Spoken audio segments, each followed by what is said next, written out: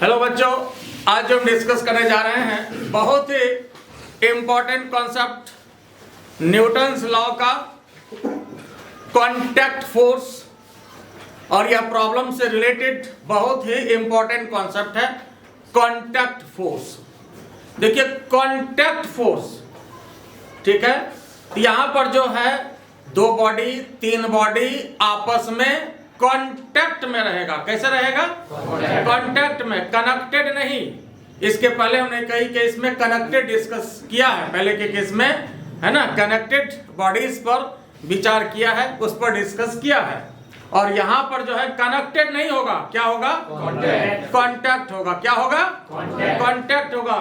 कोई भी दो बॉडी या तीन बॉडी आपस में कांटेक्ट है, तीनों का, तीनों जो है एक दूसरे के कांटेक्ट में है। जैसे मान लो सबसे पहले ये है, कोई भी बॉडी A है, दूसरा बॉडी है B है, और तीसरा बॉडी है C है।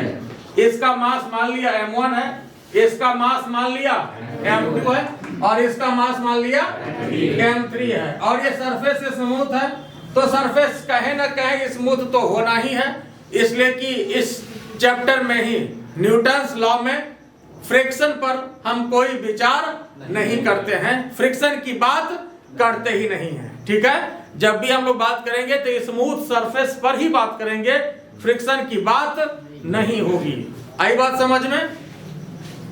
ये बॉडी A है, बॉडी B है, बॉडी C है, मास M1 है, M2 है, M3 है। ठीक है, अब यहाँ देखो, जैसे इधर से एक मान लो कोई जोरदार फोर्स लगाया गया है ना, सपोज यहाँ पर फोर्स लगा F, है ना, आई बात समझ में? अच्छा अब ये बताओ, अकॉर्डिंग टू कॉमन सेंस, अगर यहाँ पर फोर्स F लगाते हैं और ये जोरदार फोर्स हो थोड़ा, तो इसमें क्या तीनों बॉडी पर बराबर फोर्स लगेगा? क्या लगता है कि सबसे ज्यादा फोर्स किस पर लगेगा?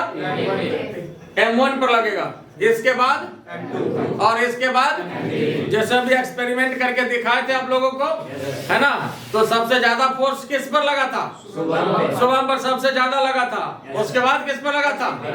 आसिफ पे लगा था। उसके बाद किस पर लगा था? वकार पर लगा था। क्या फिर दिखाना है क्या? और किसी को एक्सपेरिमेंट करना है? नहीं करना है। अच्छा ठीक है, तो बात समझ में आ गया ना?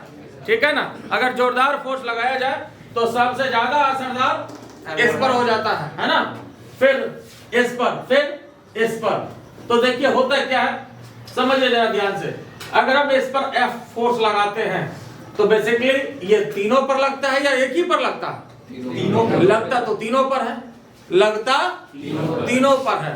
ठीक है, तो होता क्या है कि जैसे मान लीजिए F फोर्स हमने इस पर लगाया, ठीक है, तो ये कुछ फोर्स इसको भी ट्रांसफर करेगा, और मान लिया कि ये बॉडी इस बॉडी को, बॉडी A के द्वारा जो फोर्स ट्रांसफर हुआ किस पर? B पर, मान लेते हैं ये ट्रांसफर हुआ F1, स्मॉल F1। क्या ट्रांसफर हुआ? Small F1। तो ये इस बॉडी को ट्रांसफर किया F1, ये इस बॉडी को ट्रांसफर किया B को F1। चूंकि ये दोनों बॉडी आपस में कांटेक्ट में है, तो ये भी क्या करेगा? इसको ट्रांसफर करेगा F1 as a reaction force. ये इसको जितना दिया, फिर इसको ये रिएक्शन के रूप में रिटर्न कर दिया। ठीक है, उसी तरह से फिर यहां देखिए, अब इसके संपर्क में ये बॉडी है, बॉडी B के कांटेक्ट में बॉडी C है, तो B के द्वारा जो C पर ट्रांसफर किया जाएगा फोर्स, वो कितना होगा साहब? कुछ भी मान लेते हैं, सपोज कि यह जो ट्रांसफर किया ये F2 किया, कितना ट्रांसफर किया? F2 किया। तो चूंकि ये कांटेक्ट में है, अगर ये F2 इसको ट्रांसफर किया तो ये फिर वापस F2 रिटर्न भी करेगा। कोई आपत्ति इसमें? F2 अगर इस पर ट्रांसफर किया तो F2 जो है रिटर्न भी करेगा। बोलो कोई दिक्कत है इसमें? बात समझ में आया? फिर समझिए, इस पर F फोर्स लगाया, तो फिर क्या किया? ये बॉडी इस बॉडी पर जो ट्रांसफर किया F1 किया, चूंकि कांटेक्ट में है, तो ये जैसे ही इस पर F1 लगाएगा तो ये भी इस पर F1 लगा देगा एज ए रिएक्शन फोर्स। फिर यहाँ पर ये बॉडी इस पर जो ट्रांसफर किया C पर F2 किया, तो कांटेक्ट में रहने की वजह से F2 जो फिर इस पर ट्रांसफर करेगा, वो F2 ट्रांसफर कर दिया रिएक्शन के रूप में। आई बात समझ में? तो अब यहाँ पर देखिए, फिर उसी तरह से रिजल्टेंट फोर्स की बात हम लोग यहाँ पर करेंगे, और मान लेते हैं कि सिस्टम का एक्सेलरेशन जो है ये ए है, ये सिस्टम ए एक्सेलरेशन से आगे की तरफ फॉरवर्ड डायरेक्शन में जा रहा है, आगे की तरफ जा रहा है ए एक्सेलरेशन से। तो यहां पर जो है मेरा टारगेट है एक्सेलरेशन को निकालना, ठीक है। कई क्वेश्चन इसमें बनता है, ठीक है, कई क्वेश्चन बनता है, लेकिन सबसे पहले जो टारगेट है कि क्या एक्सेलरेशन होगा ये निकालेंगे, ठीक है। क्या निकालेंगे, क्या एक्सेलरेशन होगा ये निकालेंगे। फिर दूसरा क्या टारगेट होगा, कांटेक्ट फोर्स को निकालना।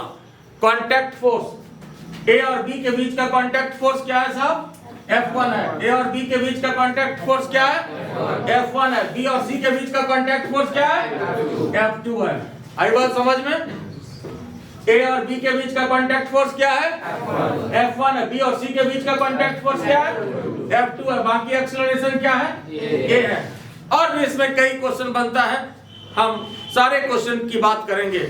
जैसे यह भी पूछा जा सकता है कि क्या इस बॉडी पर रिजल्टेंट फोर्स होगा, यह भी पूछा जा सकता है कि क्या इस बॉडी पर रिजल्टेंट फोर्स होगा, यह भी पूछा जा सकता है कि क्या इस बॉडी पर रिजल्टेंट फोर्स होगा। तो सब की बात करेंगे, लेकिन मेजर क्वेश्चन जो आपका बनता है इसमें सबसे पहले 3 बनता है। एक तो क्या एक्सेलरेशन होगा, पहला क्वेश्चन। फिर जो दूसरा क्वेश्चन बनता है कि ए और बी के बीच कांटेक्ट फोर्स क्या होगा, जो कि F1 है, इसका वैल्यू निकालना। फिर जो तीसरा क्वेश्चन बनता है बी और सी के बीच कांटेक्ट फोर्स निकालना, जो कि आपका F2 है। आई बात समझ में। और तरीका फिर वही होगा, रिजल्टेंट फोर्स निकालने के लिए जो हम लोग लेते हैं, resultant force is equal to क्या होता है, mass into acceleration. Resultant force is equal to क्या होता है, मास इनटू एक्सेलरेशन।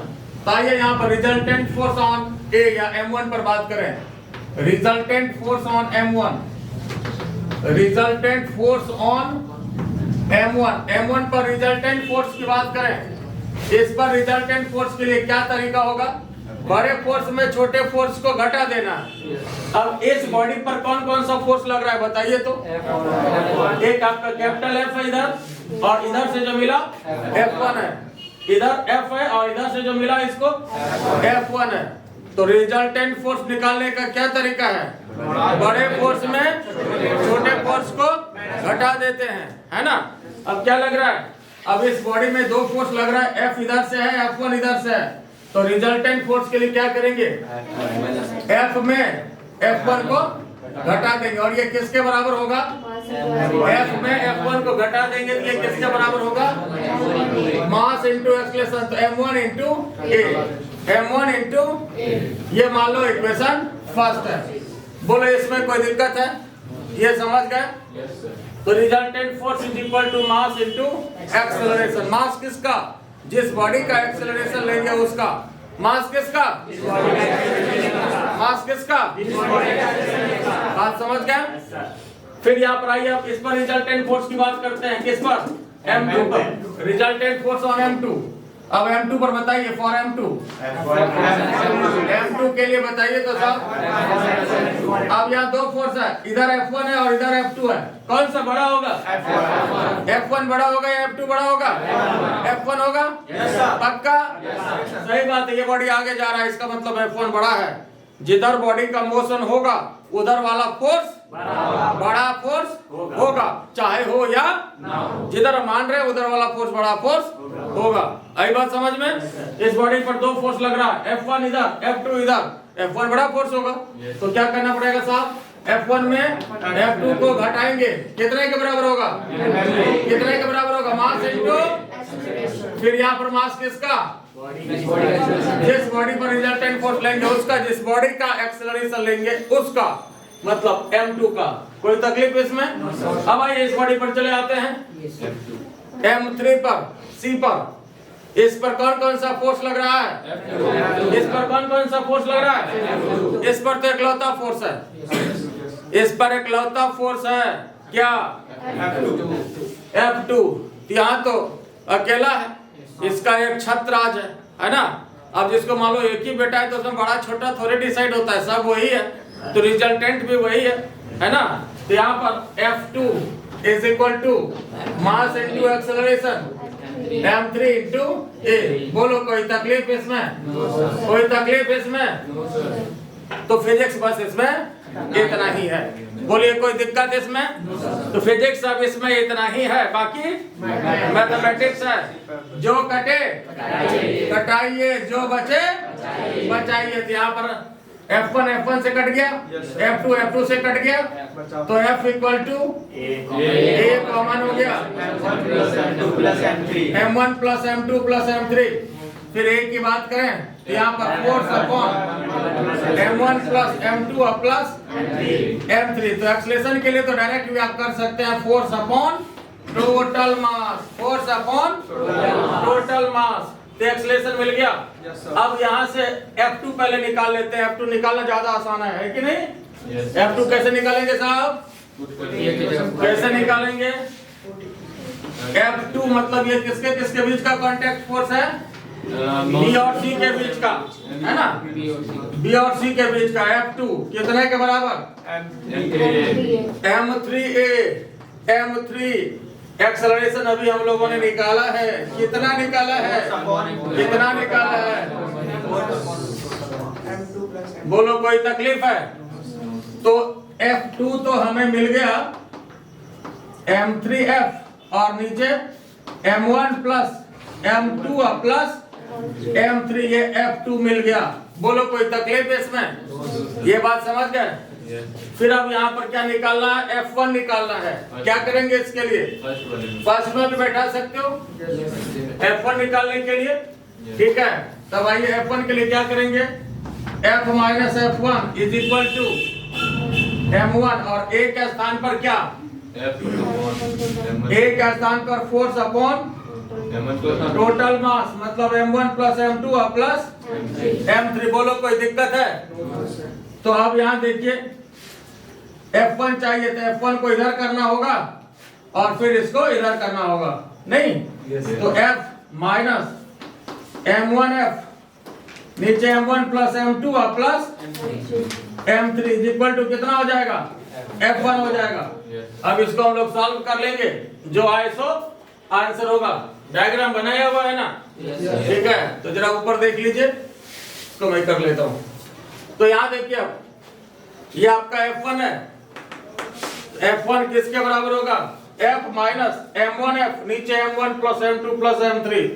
एलसीएम ले ले, बोलते चलिए आप लोग, M1 plus M2 plus M3, ठीक है? तो और यहाँ पर जो है F के साथ ये मल्टीप्लाई हो जाएगा, M1 plus M2 plus M3। कोई तकलीफ इसमें? और माइनस क्या होगा? बोलते चलिए, क्या होगा? M1F। कोई दिक्कत इसमें?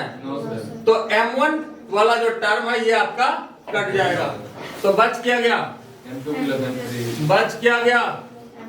F1 equal to M2 plus M3, उसके बाद F upon M1 plus M2 plus M3। ये क्या निकला? F1। ये किसके किसके बीच का कांटेक्ट फोर्स है? ये किसके किसके बीच का कांटेक्ट फोर्स है? ये कांटेक्ट फोर्स किसके किसके बीच का है? Between A and B। और F2 जो है ये किसके किसके बीच का कांटेक्ट फोर्स है? ये बिटवीन B एंड C। आई बात समझ में? कोई दिक्कत इसमें? इसको एक बार F1 को फिर से समझ लीजिए। हमने क्या किया? इक्वेशन फर्स्ट में पुट किया, F minus F1 is equal to mass into acceleration. F minus F1 is equal to mass into acceleration. तो F1 को इधर पटक दीजिए, ठीक है? और एक्सेलरेशन को उधर लेते जाइए। यहाँ देखिए, इसमें हमने क्या किया? F2 तो निकाल चुके हैं, F minus F1 is equal to mass into acceleration. तो यहाँ पर बैठा लिया, पहले तो एक्सेलरेशन का वैल्यू यहाँ पुट कर लिया। F1 को इधर लेते आया, F1 को इधर कर दिया और इसको इधर कर दिया। फिर इसका एलसीएम ले लिया, ठीक है? एलसीएम ले लिया, यहाँ पर एलसीएम ले लिया और ये M1 वाला टर्म जो है ये कट जाएगा, है ना? बात समझ गए ना? ये ब्रैकेट तोड़ के भी आप काट सकते हैं, है ना। ये टूटेगा तो M1F आएगा ना, इसलिए ये M1F कट गया, बाकी ये दोनों के साथ F जुड़ा रहेगा। बोलिए इसमें कोई दिक्कत है? तो पहले इसको लिख लीजिए, फिर आगे डिस्कस करें।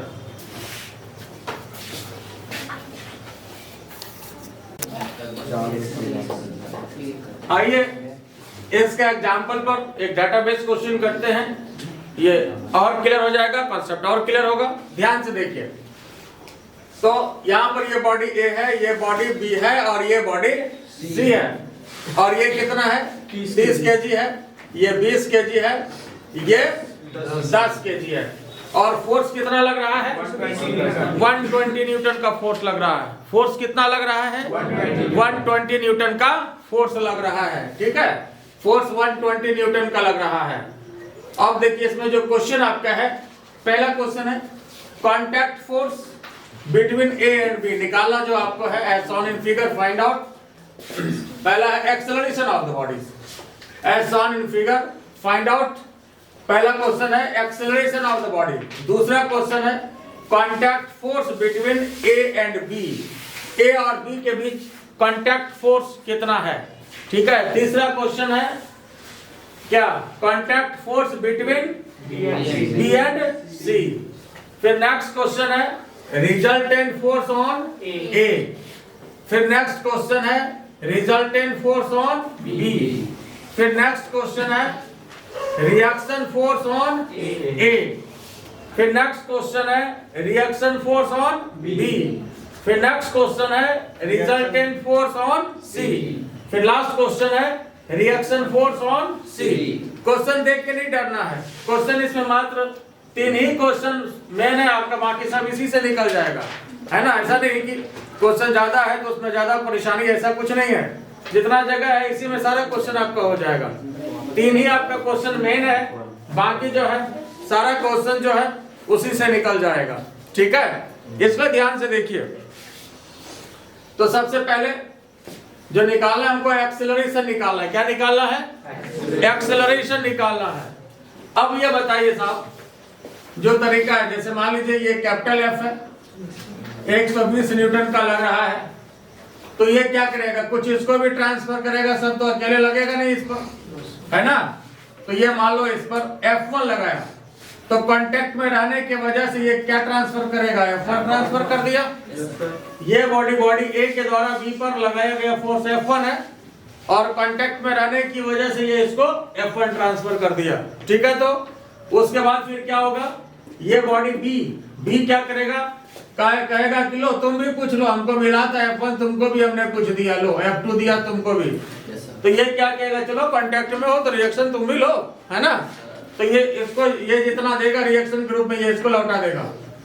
रिएक्शन फोर्स कांटेक्ट में रहने की वजह से ये इसको लौटा देगा, रिएक्शन फोर्स है। आई बात समझ में? बात क्लियर हुआ? फिर देखिए यहाँ पर इसको F मिला, A के द्वारा B को ट्रांसफर किया गया F1, लेकिन फिर ये F1 क्या रिटर्न कर दिया एज ए रिएक्शन। फिर यहाँ पर B के द्वारा C को ट्रांसफर किया गया F2, फिर क्या करेगा? क्योंकि ये कांटेक्ट में है तो F2 इसको जैसे मिला तो ये फिर वापस F2 ट्रांसफर कर दिया। किसके वजह से? रिएक्शन फोर्स की वजह से, है ना। क्योंकि एक्शन और रिएक्शन बराबर और विपरीत होता है, और दोनों डिफरेंट बॉडी पर काम करता है। न्यूटन साहब का तीसरा नियम, है ना। Every action has equal and opposite reaction and they act on different bodies. Different body पे काम करता है। आई बात समझ में? है ना। आप जैसे किसी बॉडी पर मारते हो, मान लो बेंच पर हाथ मारा तो उधर से रिएक्शन दिया वो, ठीक है। अब जिस पर जितना फोर्स लगेगा उस फोर्स के वजह से किसी भी सर्टेन बॉडी का एक्सेलरेशन होगा, जो भी होगा, ठीक है। तो अब आइए यहाँ पर पहले resultant force on A. Resultant force on A क्या तरीका है? रिजल्टेंट फोर्स ऑन ए क्या तरीका है? अब इस पर जो फोर्स लग रहा है, इधर लग रहा है 120 न्यूटन, इधर से F1 रिटर्न हुआ, तो बड़े फोर्स में छोटे फोर्स को घटाना है। ये किसके बराबर होगा? मास इनटू एक्सेलरेशन के बराबर होगा। तो 120 में देखिएगा डाटाबेस क्वेश्चन है तो डाटा ले लीजिए आप, ये 120 है minus F1 is equal to mass कितना 30 और A एक्सेलरेशन मान लो ये इक्वेशन फर्स्ट। बोलो कोई तकलीफ है इसमें, समझ में आ गया? फिर सुनिए, इस बॉडी पर रिजल्टेंट फोर्स चाहिए, इस पर दो फोर्स लग रहा है 120 इधर से और F1 इधर से, तो रिजल्टेंट फोर्स लेने का तरीका क्या बताए हैं? क्या होता है बोलो? क्या जवान आपका ठंडा हो गया बोलो? हाँ, बड़े फोर्स में छोटे फोर्स को, तो 120 में F1 को घटाया is equal to mass into acceleration. Mass कितना 30 इनटू A। मास किसका? जिसका एक्सेलरेशन ले रहे हैं उसका। इस बॉडी पर रिजल्टेंट फोर्स ले रहे हैं वो मास भी उसी बॉडी का। ठीक बात है। अब आइए इस पर बात करें। अब इस पर दो फोर्स है, F1 है इधर से, F2 है इधर से। रिजल्टेंट फोर्स बोलिए साहब, F1 minus F2 is equal to mass into acceleration. Mass किसका? तो इसका B का। ये इक्वेशन 2 हो गया। फिर अब इस पर बात करिए बॉडी C पर। बॉडी C पर कितना फोर्स लग रहा है? इस पर तो इकलौता फोर्स है, तो सब कुछ वही है ना। मान लो किसी को एक ही बेटा है तो सब बड़का छोटका सब वही हो गया है ना, मझलका सब वही हो गया है ना। बात समझ में है? तो यहाँ पर रिजल्टेंट वही हो गया। जब एक ही फोर्स है तो फिर इसमें रिजल्टेंट का कोई मतलब, ऑलरेडी वही रिजल्टेंट हो गया। तो फिर F2 कितने के बराबर होगा? मास इनटू एक्सेलरेशन 10A। ये मान लो इक्वेशन 3। बोलो कोई तकलीफ है इसमें? बात समझ में आया? तो फिर इसके बाद अब तो फिजिक्स इतना ही है। इसके बाद अब बस कॉन्सेप्ट इतना ही है, बाकी जो कटे कटाइए, जो बचे F1 से गया, F2 से गया। 30 20 50 10 60 A। तो एक्सेलरेशन इक्वल टू 120 अपॉन 60, मतलब 2 मीटर पर सेकेंड स्क्वायर। देखो अगर सिर्फ एक्सेलरेशन आपसे पूछा जाता, ऑब्जेक्टिव क्वेश्चन की बात करें, सिर्फ एक्सेलरेशन पूछा जाता तब तो आप डायरेक्ट ले सकते थे force upon total mass. Force कितना? 120 न्यूटन। Total mass 30 20 50 10 60। जान के डाटा भी आपको अच्छा मिला है ना। 60 है उधर 120 है, कटने लायक है। तो फोर्स अपॉन टोटल मास। बात समझ में आया? Force upon total mass. तो 120 अपॉन 60 कितना हो गया? 2 मीटर पर सेकंड स्क्वायर का एक्सेलरेशन हो गया। बोलो कोई तकलीफ है? अब यहाँ देखो F2 कितना हो गया बताओ तो। F2 की बात करें तो 10A, तो 10 और एक्सेलरेशन कितना 2, तो कितना हो गया 20। F2 निकल गया 20 न्यूटन। F2 कितना निकल गया 20 न्यूटन। तो यहाँ से अब F1 भी निकाल सकते हैं। F1 कितना होगा जरा बताओ तो। 16। F1 देखो तो क्या करेंगे F1 के लिए 120 माइनस F1 30A कितना एक्सेलरेशन 2, तो F1 कितना हो गया बताओ तो। F1 किधर लेते जाओ, 120 में 60 को घटाओ तो 60 न्यूटन। ये F2। अब जरा देखिए तो साहब, ये बताओ A और B के बीच का कांटेक्ट फोर्स कौन सा है? F1 है ना। अब इसी में देखिए सारा आंसर आपको मिल जाएगा। इसी में सारा आंसर है। कैसे है तो देखिए, सबसे पहले तो पहला जो क्वेश्चन था आपके पास कि एक्सेलरेशन क्या होगा। पहला क्वेश्चन है एक्सेलरेशन क्या होगा। बोलो साहब कितना? एक्सेलरेशन कितना निकाले हम लोग? तो इसका आंसर हो गया 2 मीटर पर सेकेंड स्क्वायर। बोलो कोई तकलीफ इसमें? समझ में आया या नहीं आया? आया। दूसरा क्वेश्चन है contact force between A and B। A और B के बीच का कांटेक्ट फोर्स क्या है? F1 है। क्या है? F1 है। और F1 हम लोग निकाले हुए अभी कितना? तो कितना हो गया 60 न्यूटन। ये आपका आंसर हो गया। बोलो कोई तकलीफ है? बात समझ में आया? फिर देखिए अगला क्वेश्चन है contact force between B and C।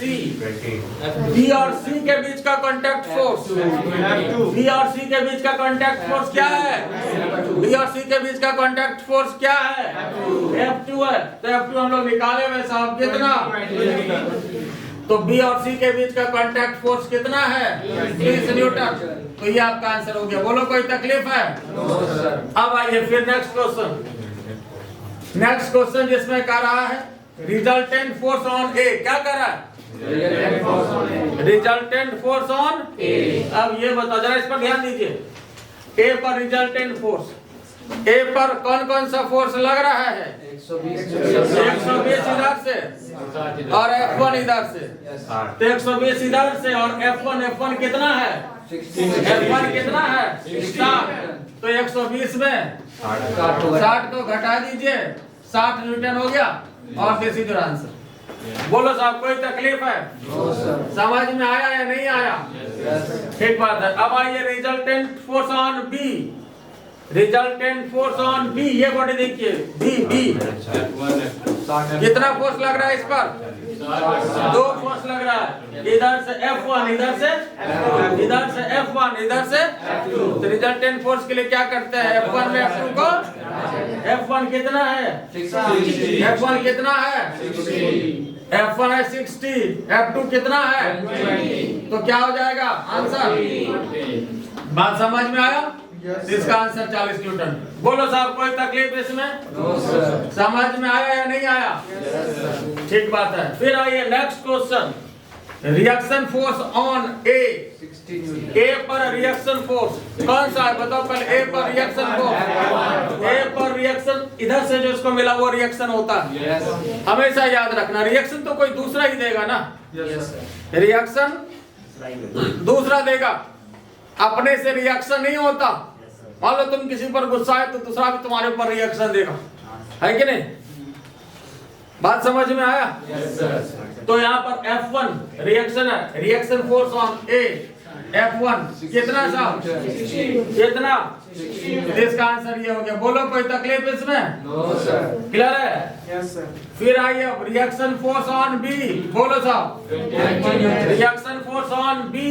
B पर रिएक्शन कौन देगा? बी को रिएक्शन कौन देगा? F2 है, लेकिन देगा कौन बॉडी? सी देगा।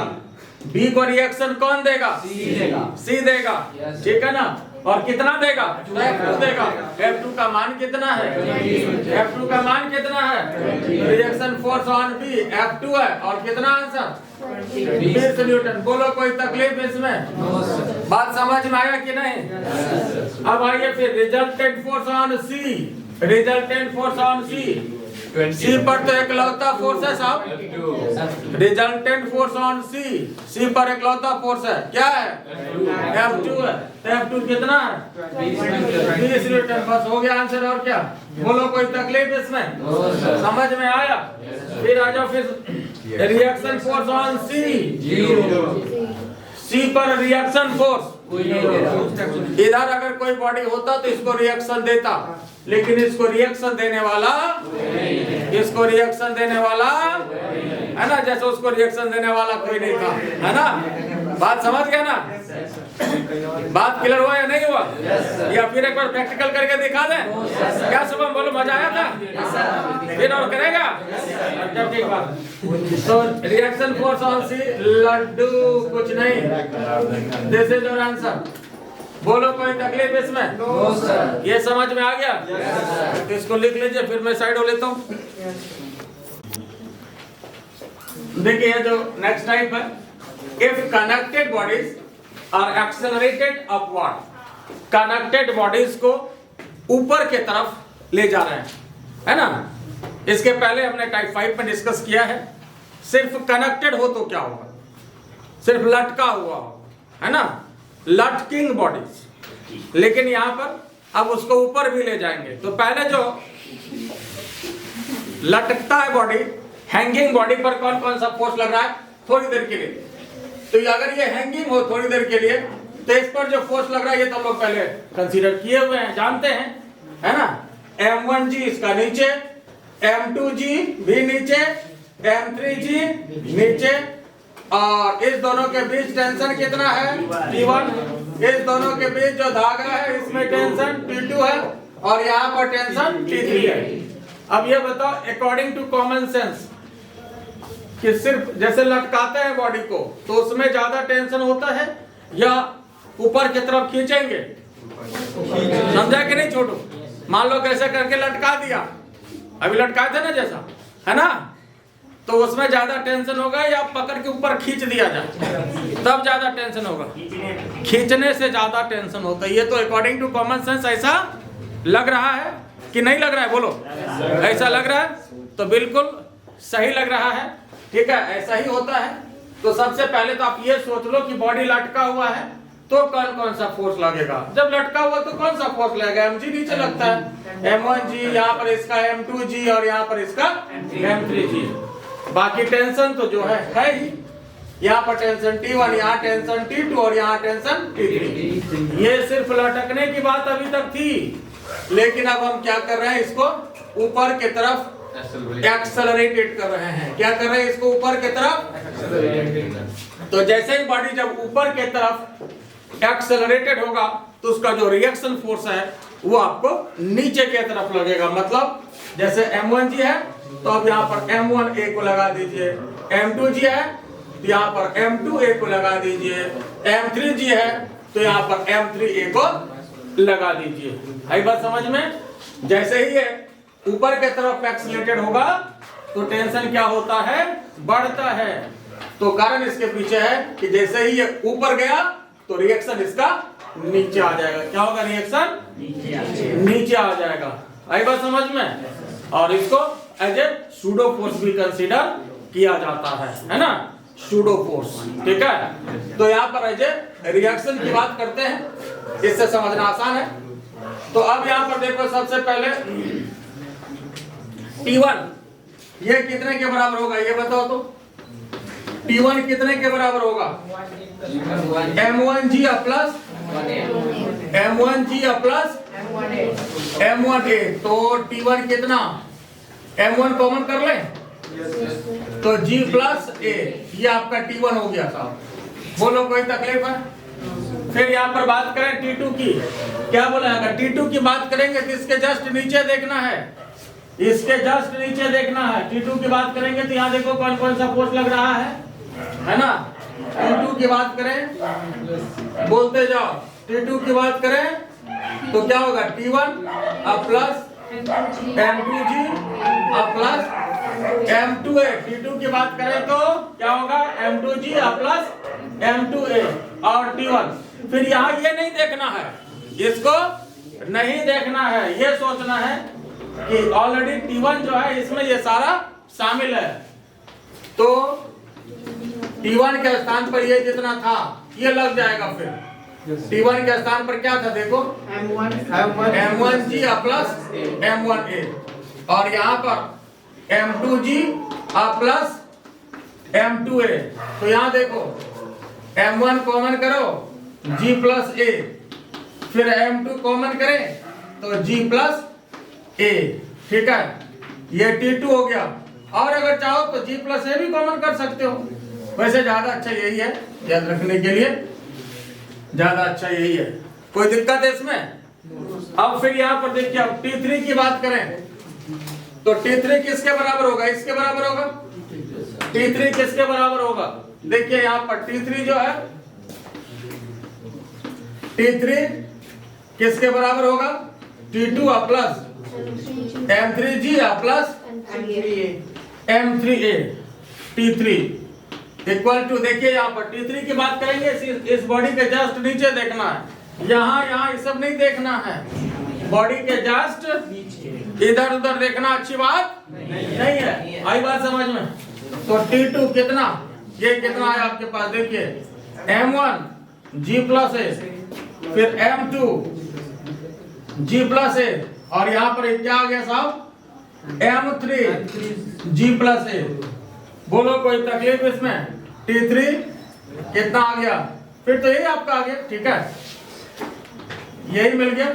और फिर अगर चाहो लास्ट में तो G प्लस A सभी में कॉमन जा रहा है कि नहीं? देखो तो G प्लस A सभी में कॉमन है, तो M1 plus M2 plus M3, ये आपका क्या मिला साहब? T3 मिला। ये क्या हो गया? T3 मिला। बोलो इसमें कोई दिक्कत है? देखो जरा एक बार ध्यान से, फिर इसको जरा समझिए। हमने क्या कहा कि जब बॉडी ऊपर की तरफ एक्सेलरेटेड होता है, ऊपर की तरफ एक्सेलरेटेड होता है तो इसका जो रिएक्शन है वो किधर जाएगा, नीचे के तरफ आएगा। आई बात समझ में, रिएक्शन इसका नीचे के तरफ आएगा और टेंशन क्या होगा, बढ़ जाएगा।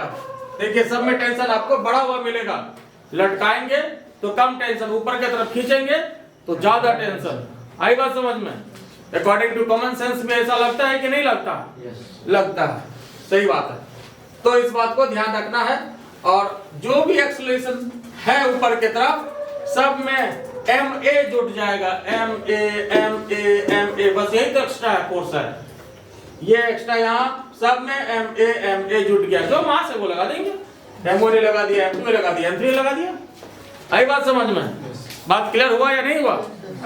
और इसी में अगर ये कहे क्वेश्चन कि बॉडी को ऊपर की तरफ ना खींचे हम, नीचे के तरफ अगर वो डाउनवर्ड एक्सेलरेटेड हो, जिसको आप रिटार्डेड मोशन कह सकते हैं, डाउनवर्ड एक्सेलरेटेड हो जिसको आप रिटार्डेड मोशन कह सकते हैं, है ना, डाउनवर्ड एक्सेलरेटेड कहिए या ऊपर की तरफ रिटार्डेड, दोनों बात एक ही है, ध्यान से सुन लीजिए। डाउनवर्ड एक्सेलरेटेड या ऊपर की तरफ रिटार्डेड, बात एक ही है। तो वैसे स्थिति में क्या होगा, यहाँ पर रिएक्शन फोर्स आपका ऊपर चला जाएगा, तो जहां ये प्लस है ना साहब, माइनस हो जाएगा, माइनस माइनस माइनस। बात समझ गए? फर्क किसी बात का होगा। बात समझ में आया?